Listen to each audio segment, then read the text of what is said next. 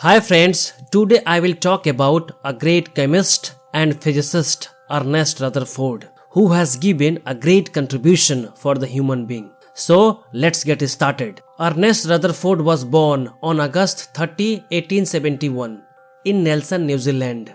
His father, James Rutherford, a Scottish wheelwright, immigrated to New Zealand with whole family in 1842. His mother, Nee Martha Thompson, was an English school teacher who, with her widowed mother, also went to live there in 1855. Ernest received his early education in government schools and at the age of 16 entered Nelson Collegiate School. In 1889, he was awarded a university scholarship and he proceeded to the University of New Zealand, Wellington, where he entered Canterbury College. He graduated MA in 1893 with a double mathematics and physical science, and he continued with research work at the college for a short time, receiving the BSc degree the following year.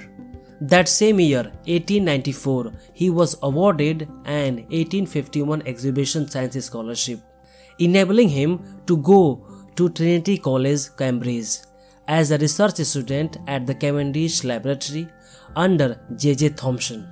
In 1897, he was awarded the BA Research degree and the Coates Trotter Studentship of Trinity College. Rutherford returned to England in 1907 to become Professor of Physics in the University of Manchester, and in 1919 he accepted an invitation to succeed Sir Joseph Thomson as Cavendish Professor of Physics at Cambridge.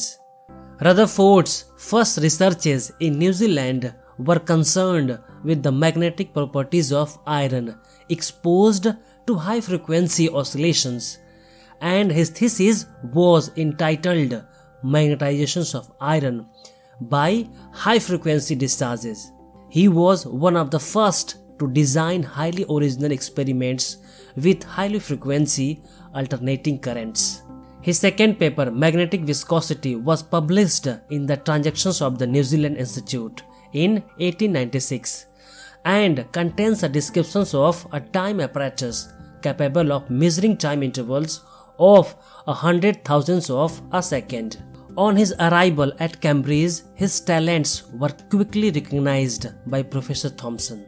He worked jointly with Thomson on the behavior of the ions observed in the gases which had been treated with X-rays, and also in 1897 on the mobility of ions in relation to the strength of the electric field, and on related topics such as the photoelectric effect.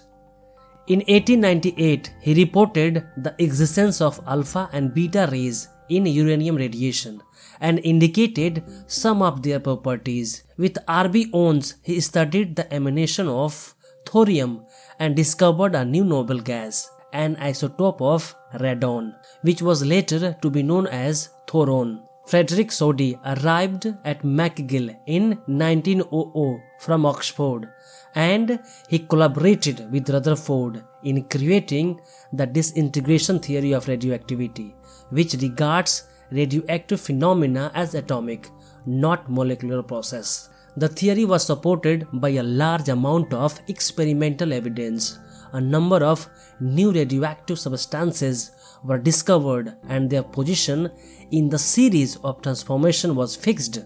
Otto Hahn, who later discovered atomic fission, worked under Rutherford at the Montreal Laboratory in 1905-06. In 1910, his investigations into the scattering of alpha rays and the nature of inner structure of the atom which caused such scattering led to the postulation of his concept of the nucleus, his greatest contribution to physics. According to him, particularly the whole mass of the atom and at the same time all positive charge of the atom is concentrated in a minute space at the center. In 1919, during his last year at Manchester, he discovered that the nuclei of certain light elements such as nitrogen could be disintegrated by the impact of energetic alpha particles coming from some radioactive source. And during this process, fast protons were emitted. Blackett later proved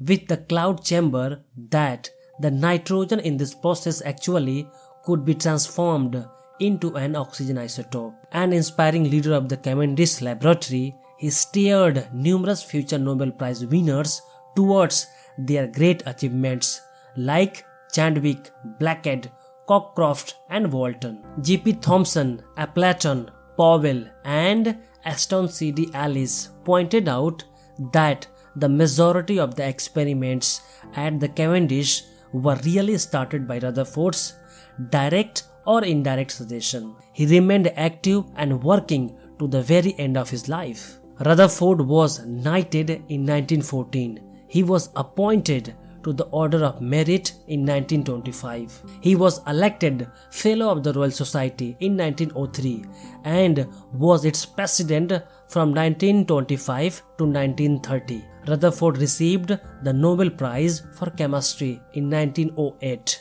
Rutherford married Mary Newton, daughter of Arthur and Mary de Rengie Newton, in 1900. They had one daughter, Eileen. Rutherford died in Cambridge on October 19, 1937. His ashes were buried in the nave of Westminster Abbey, just west of Sir Isaac Newton's tomb and by that of Lord Kelvin. Friends, this was the biography of Rutherford.